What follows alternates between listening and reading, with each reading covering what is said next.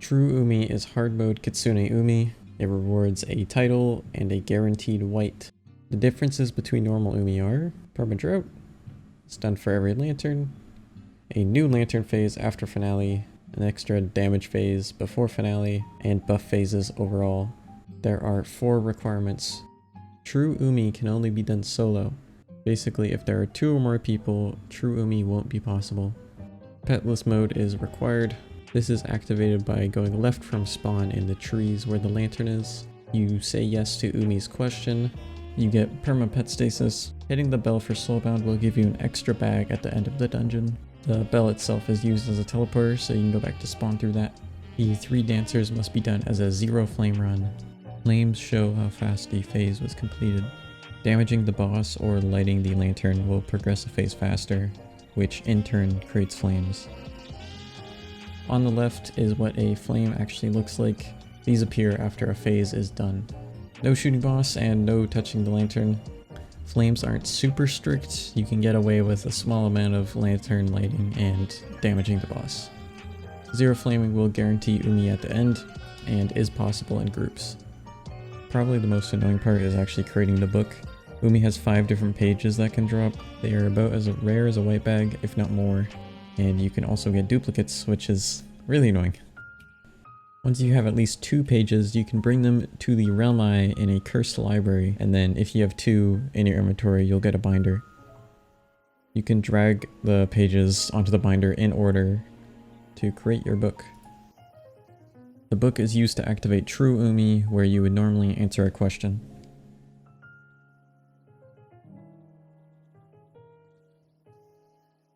Zero Flame can be a bit tricky going in blind.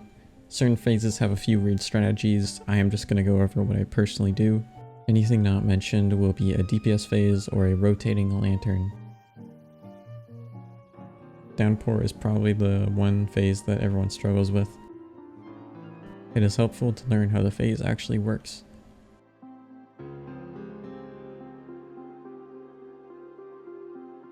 The lantern will start in the middle. We don't want to stand there, so we're going to avoid that.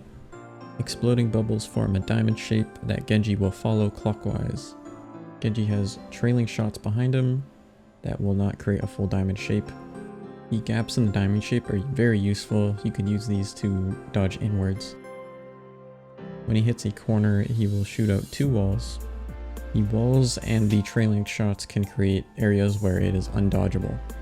So of course we're going to try to avoid that.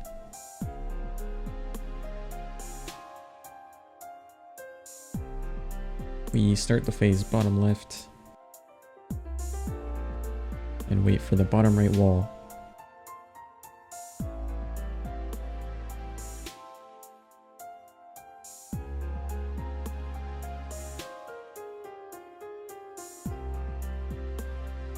For the bottom right wall, you can dodge inwards because there is a gap in the trailing shots. And then dodge back to your corner. After the bottom left wall, you can take a gap and try to get bottom right. By going bottom right for the top left wall, you will avoid what we'll just call the danger zone. And then once you've done that, you can go back to bottom left and repeat.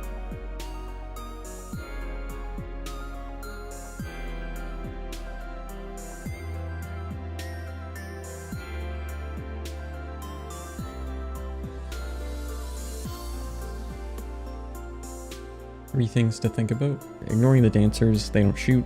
Adapt to getting slowed. Sometimes you just have to tank the wall bottom left because you can't get to bottom right in time. Indicators show when the bubbles actually are going to explode. They alternate between the top and the bottom, then the left and right. Downpour is definitely the worst lantern. The others will be far less complex.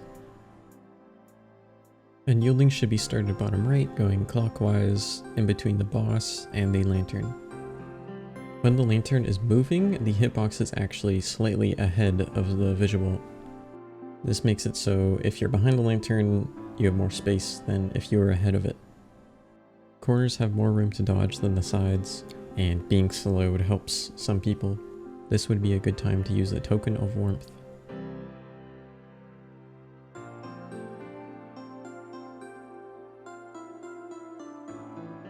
There's not too much happening in Genji Finale.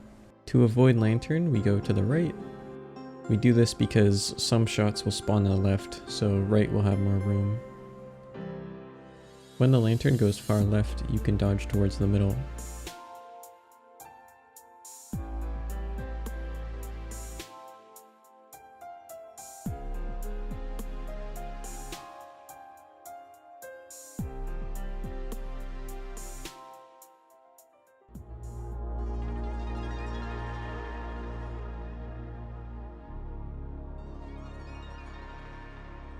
For Skyfall, we start at the bottom and work our way up. The wheel looking shots will push you upwards.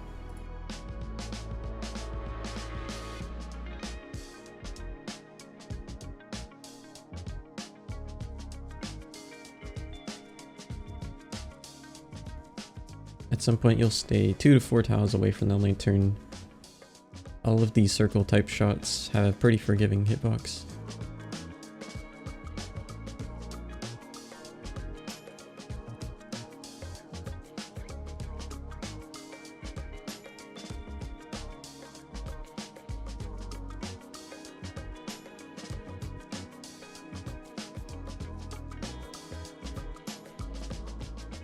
The Vestiges is a bit awkward. To avoid the lantern, we can rotate around it in front of the boss. This will avoid most of the boss shots. You can also dip towards the middle a few times to get rid of bleeding.